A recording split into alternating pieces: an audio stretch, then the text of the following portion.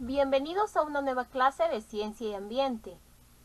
Hoy hablaremos sobre la clasificación de los seres vivos.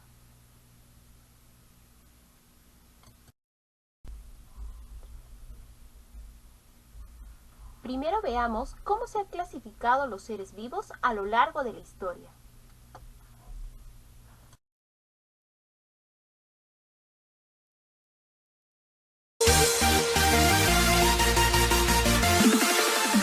La taxonomía es la ciencia que se encarga de la clasificación de los seres vivos. Aristóteles fue el primero en clasificar a los seres vivos en dos grandes reinos, el reino Plantae o reino de las plantas y el reino Animalia o reino de los animales. Carlos Linneo en 1753 fue el primero en proponer un sistema para clasificar y nombrar a los seres vivos, tomando en cuenta sus características físicas. Dicho nombre es en latín para que fuera universal de acuerdo a su género y especie. A esto se le llamó sistema binominal. Después del desarrollo del microscopio, vino consigo un tercer reino, el reino protista, conformado por los microorganismos propuesto por Ernest Haeckel en 1866. En 1938, Herbert Kupelman propuso un reino independiente al protista llamado reino Monera o reino de las bacterias. La diferencia más significativa entre un protozoario y una bacteria es que las bacterias su tipo de célula es procariota y los protozoarios su tipo de célula es eucariota. En 1969,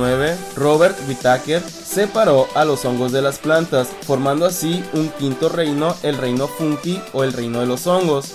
Y finalmente, en 1977, Carl Woese clasificó a los seres vivos en tres dominios. Todos los seres vivos venimos de un ancestro común, que fueron los primeros seres vivos que existieron en el planeta. De aquí se desprende el primer dominio, que es el dominio de las arqueobacterias o bacterias primitivas, que son formas de vida muy simples y primitivas. Enseguida viene el dominio de las eubacterias o bacterias verdaderas, que son bacterias más evolucionadas y complejas. Y por último tenemos el dominio de los eucariontes, donde encontramos a los animales, plantas, hongos y protozoarios. A este esquema se le ha llamado los dominios de la vida o árbol de la vida. Conforme avanza la tecnología, van surgiendo nuevas opiniones sobre la clasificación de los seres vivos, y actualmente la taxonomía se basa en los siguientes criterios para clasificar a los seres vivos en cuanto a su dominio, reino, filo, clase, orden, familia, género y especie. Interesante, ¿no?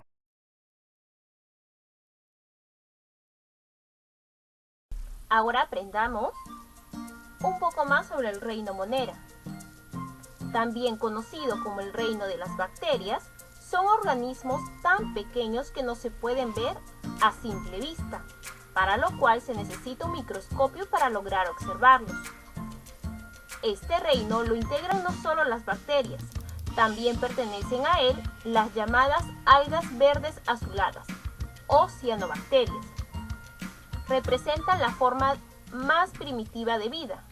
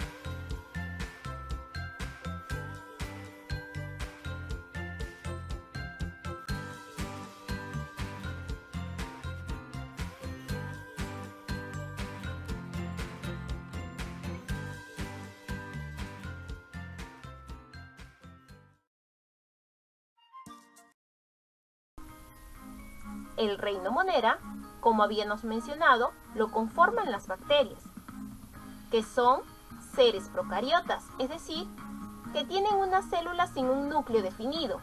Son seres unicelulares. Habitan en el agua, en la tierra, en el aire y hasta en el intestino de los animales. Y se reproducen de forma asexual, por bipartición. Clases de bacterias según su forma. Una de las clases de bacterias son las llamadas cocos. Este tipo de bacterias se caracterizan por tener una envoltura celular de forma esférica, es decir, cuando son observadas por el microscopio, son células circulares.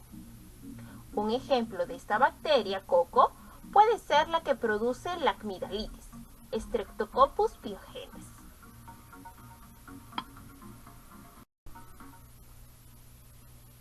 Otra clase de bacteria, según su forma, son los bacilos. La característica principal en este tipo de bacterias es que presentan forma de bastoncillos alargados. Un ejemplo de esta bacteria es el bacilo de Koch, más conocido como el tuberculosis.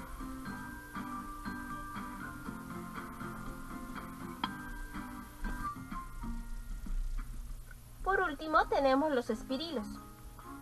En este último tipo de bacterias se agrupan distintas formas que presentan curvaturas en su estructura, como por ejemplo el espirilo que produce la enfermedad del sífilis. Curiosamente hay otra forma que pertenece a este tipo, el vidrio. Por ejemplo, el tipo de vidrio que produce el cólera.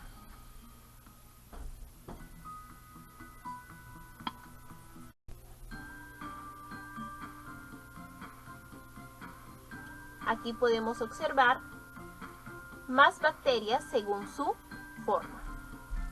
Los cocos se subdividen a la vez en cocos, Streptococcus, Staphylococcus. Los bacilos, en bacilos, diplobacilos, streptobacilos. Entre los cocos y los bacilos también se encuentran los cocobacilos.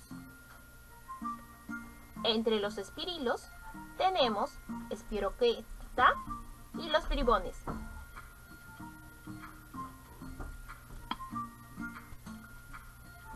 Las bacterias a su vez también se pueden clasificar en bacterias benéficas y bacterias dañinas.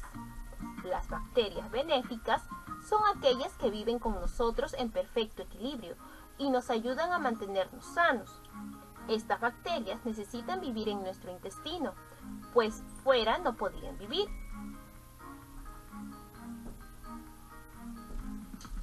Ellas favorecen la absorción de nutrientes, permite que nuestro sistema inmunitario funcione correctamente. En la industria son utilizadas para la elaboración de yogur. También alimentos probióticos. Estos alimentos ayudan a alimentar nuestra flora intestinal.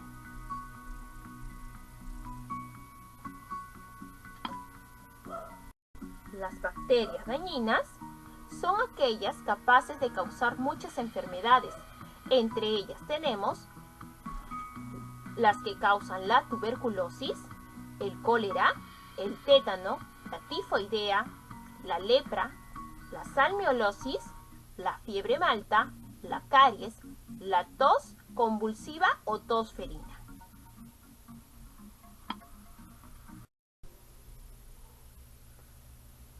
Veamos ahora algunas bacterias beneficiosas y perjudiciales. Las bacterias simbióticas son aquellas que ayudan a la digestión. Las bacterias fermentadoras son utilizadas por el hombre para la producción de alimentos tales como el queso. Las bacterias Staphylococcus impiden el desarrollo de su pariente patógeno, el Staphylococcus aureus. Algunas bacterias perjudiciales son las bacterias saprofitas, que están en materia orgánica muerta, intervienen en la descomposición de los organismos y de los alimentos. Las bacterias patógenas Pueden ocasionar enfermedades como la salmonelosis, la tuberculosis o el cólera. Las bacterias que forman toxinas pueden provocar la muerte de los organismos, como el caso del botulismo, en los alimentos mal conservados, o el tétano, en la infección de las heridas.